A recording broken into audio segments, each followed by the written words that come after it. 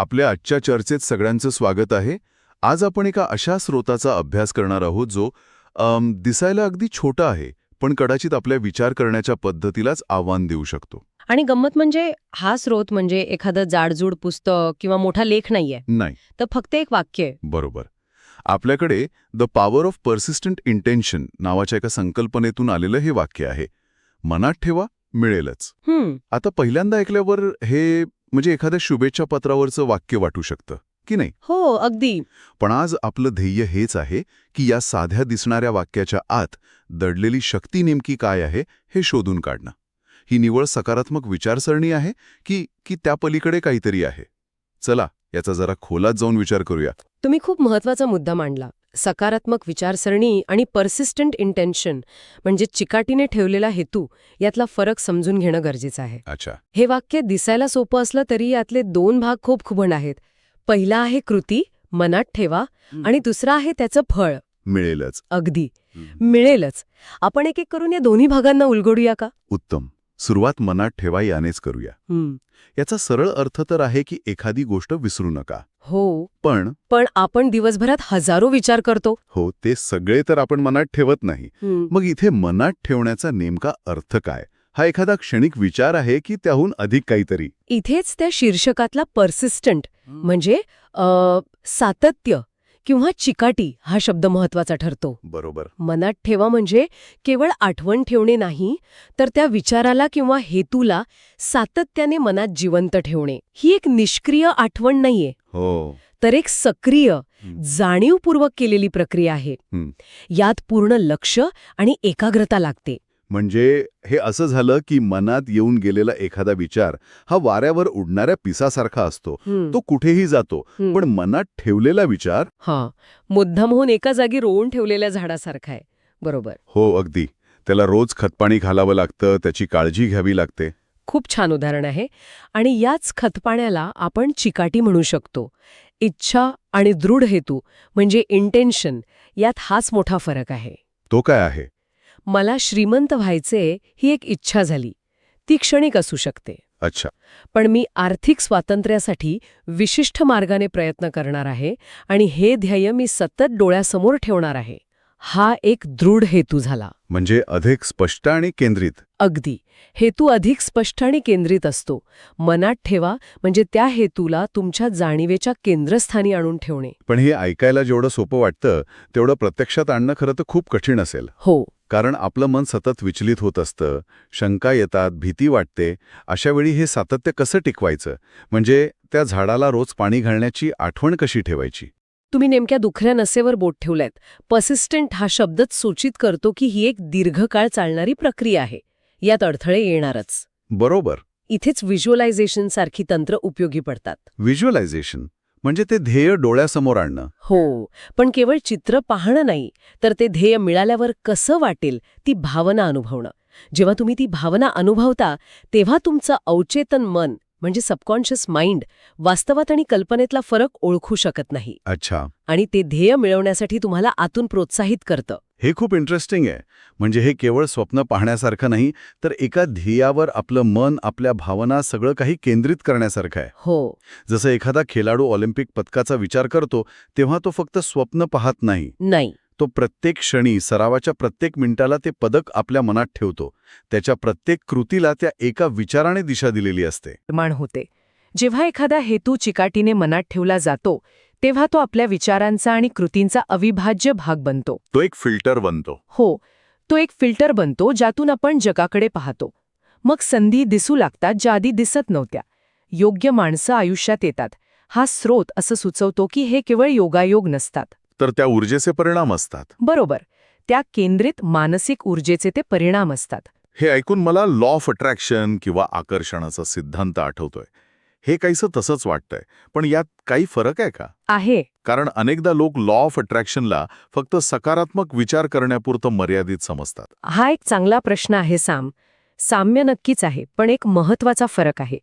Law of अट्रॅक्शनचा काही वेळा असा अर्थ घेतला जातो की तुम्ही फक्त विचार करा आणि गोष्टी तुमच्याकडे चालून येतील. हो, बसून राहा. बरोबर. पण पर्सिस्टंट इंटेन्शन ही संकल्पना अधिक सक्रिय आहे. इथे तुमच्या प्रत्येक कृतीला त्या एका ध्येयाने दिशा देणं अपेक्षित आहे. म्हणजे विचार आणि कृती यांची सांगड? पक्की सांगड घालणं महत्वाचं आहे. तुमचा हेतू तुमच्यासाठी एक GPS सारखं काम करतो. रस्ता चुकला तरी तो तुम्हाला पुन्हा योग्य मार्गावर आणतोच. ठीक आहे. म्हणजे मनात ठेवण्याची प्रक्रिया ही एक प्रकारची मानसिक शिस्त आहे, जी तुमच्या विचारांना आणि कृतींना योग्य दिशा देते. पण या सगळ्याचा शेवट काय? कारण वाक्याचा दुसरा भाग तर प्रचंड आत्मविश्वास देणारा आहे. हो, मिळेलच हा दावा खूप मोठा आहे. ही खात्री कुठून येते? हो. आणि त्यातला तो हा शब्द खूप महत्वाचा आहे. मिळेल कदाचित किंवा मिळू शकतं असं म्हटलेलं नाही. नाही. थेट मिळेलच अशी खात्री, एक प्रकारची हमी दिली आहे. ही खात्री येते प्रक्रियेवरील विश्वासातून. अच्छा. हा स्रोत विचार आणि वास्तव यांच्यात एक कार्यकारण भाव असल्याचं सांगतो. म्हणजे जर तुम्ही प्रक्रियेचा पहिला भाग म्हणजे चिकाटीने मनात ठेवणे योग्य प्रकारे केला तर त्याचा परिणाम निश्चित आहे. पण हे ऐकायला खूपच आदर्शवादी वाटतंय. वास्तवात अनेक गोष्टी आपल्या नियंत्रणाबाहेर असतात. असतातच. आर्थिक संकट, आजारपण किंवा इतर काहीही होऊ शकतं. अशावेळी केवळ चिकाटीने मनात ठेवलेला हेतू कसा पुरेसा ठरू शकतो? म्हणजे वास्तवाकडे दुर्लक्ष करून चालणार आहे का? नाही, अजिबात नाही. आणि हा गैरसमज दूर करणं महत्वाचं आहे. मिळेलच याचा अर्थ असा नाही की तुमच्या रस्त्यात अडथळे येणार नाहीत किंवा तुम्हाला अपयश येणार नाही. मग याचा अर्थ असा आहे की ते अडथळे आले तरी तुमचा अंतिम हेतू साध्य होईलच.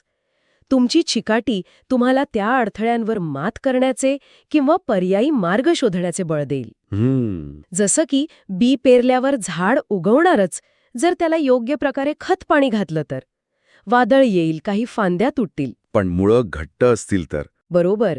जर मुळं घट्ट असतील तर झाड टिकून राहील आणि त्याला फळं लागतीलच. इथे मनात ठेवणे, हे बी पेरणे आणि चिकाटी हे मुळं घट्ट करण्यासारखं आहे. म्हणजे ही शक्ती बाह्य घटकांवर मात करण्याची नाही, तर त्या बाह्य घटकांना सामोरं जाऊनही आपलं ध्येय न सोडण्याची आहे. हे ग्रोथ माइंडसेट सारखं वाटतंय. अगदी. जिथे तुम्ही अडथळ्यांना शिकण्याची संधी मानता. तुम्ही अगदी बरोबर ओळखलं. याचा ग्रोथ माइंडसेटशी खूप जवळचा संबंध आहे. मिळेलच हा विश्वास म्हणजे माझ्या मार्गात काहीच येणार नाही हा भाबडा आत्मविश्वास नाही. तर माझ्या मार्गात काहीही आलं तरी मी मार्ग काढेन हा खरा आत्मविश्वास आहे. ही एक प्रकारची लवचिकता आहे, रेझिलियन्स. अच्छा. मी स्वतः माझ्या सुरुवातीच्या काळात एका मोठ्या प्रोजेक्टवर काम करत होते आणि मला सतत अपयशाची भीती वाटायची. तेव्हा मी जाणीवपूर्वक रोज सकाळी फक्त 10 मिनिटं तो प्रोजेक्ट यशस्वी झाल्याची कल्पना करायचे. सुरुवातीला विचित्र वाटलं, पण हळूहळू माझा आत्मविश्वास इतका वाढला की येणाऱ्या समस्यांकडे मी आव्हान म्हणून पाहू लागले, संकट म्हणून नाही. आणि शेवटी तो प्रोजेक्ट यशस्वी झालाच. तुमचा हा अनुभव ऐकून ही संकल्पना अधिक वास्तविक वाटते. तर मग मनात ठेवा ही कृती आहे आणि मिळेलच हे त्याचं निश्चित फळ आहे. आणि या दोन्हींना जोडणारा पूल म्हणजे चिकाटीतून निर्माण होणारी मानसिक ऊर्जा आणि लवचिकता. बरोबर. पण जर कोणाला हे प्रत्यक्षात वापरायचं असेल तर त्यांनी सुरुवात कुठून करावी आणि यात लोक सामान्यतः काय चुका करतात? सर्वात पहिली आणि महत्वाची पायरी आहे ध्येयाची स्पष्टता. मला आनंदी व्हायचे आहे हा विचार खूप अस्पष्ट आहे. हो, त्याची ऊर्जा विखुरलेली असेल. अगदी. पण मला माझ्या कुटुंबासोबत आठवड्यातून 2 तास न विसरता घालून आनंद मिळवायचा आहे किंवा मला 6 महिन्यात एक नवीन कौशल्य शिकून माझ्या कामात प्रगती करायची आहे, हे विचार अधिक स्पष्ट आहेत. आणि अशा स्पष्ट हेतूला मनात ठेवणं सोपं जातं. बरोबर. आणि सामान्य चूक कोणती असते? सर्वात मोठी चूक म्हणजे चिकाटीचा अभाव. लोक उत्साहाने सुरुवात करतात पण काही दिवसांतच शंका किंवा जुन्या सवयी वरचढ ठरतात. मिळेल का हा एक छोटासा प्रश्न मनात येतो आणि तो मिळेलच या विश्वासाला तडा देतो.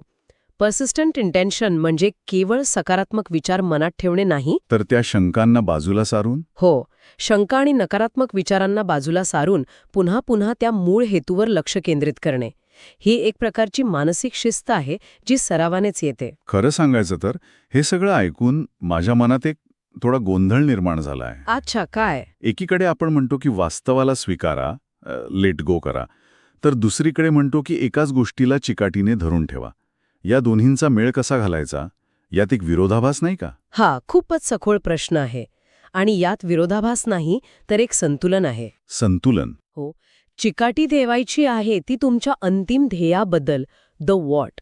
पण ते ध्येय कसं साध्य होईल त्या मार्गाबद्दल, द हाऊ, तुम्हाला लवचिक राहावं लागेल. अच्छा.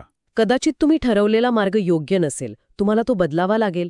लेट गो करायचंय ते त्या मार्गावरील तुमच्या हट्टाचं. पण ध्येयावरची पकड घट्ट ठेवायची. अगदी. उदाहरणार्थ, तुमचं ध्येय जर आर्थिक स्वातंत्र्य मिळवणं असेल तर ते तुम्ही नोकरीतून मिळवाल, व्यवसायातून मिळवाल की गुंतवणुकीतून, हे मार्ग बदलू शकतात.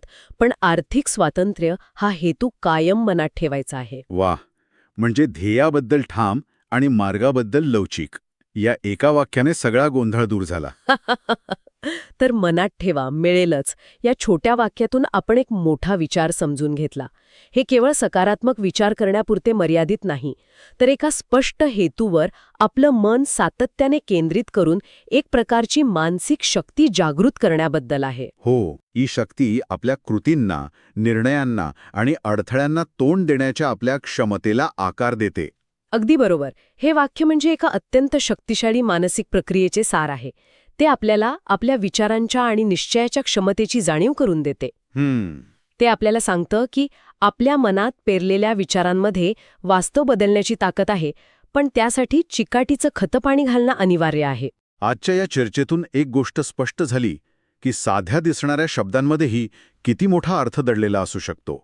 The power of persistent intention या शीर्षकाने आणि मनात ठेवा, मिळेलच या वाक्याने आपल्याला विचार आणि वास्तव यांच्यातील नात्यावर नव्याने विचार करायला भाग पाडले आहे. आणि जाता जाता ऐकणाऱ्यांसाठी एक विचार करायला लावणारा प्रश्न. हो. जर अशी खात्री असेल की ही प्रक्रिया काम करते, पण त्यासाठी प्रचंड मानसिक शिस्त आणि चिकाटी लागते, तर असा कोणता एक हेतू आहे जो खरोखरच त्या मेहनतीसाठी पात्र आहे? आणि त्याहूनही महत्वाचं म्हणजे तो मोठा हेतू साध्य करण्यासाठी आज, आत्ता कोणती एक छोटीशी कृती करता येईल जी त्या दिशेने टाकलेलं पहिलं पाऊल असेल. कारण शेवटी मनात ठेवलेला विचार कृतीत उतरल्याशिवाय मिळेलच ही खात्री वास्तवात येऊ शकत नाही.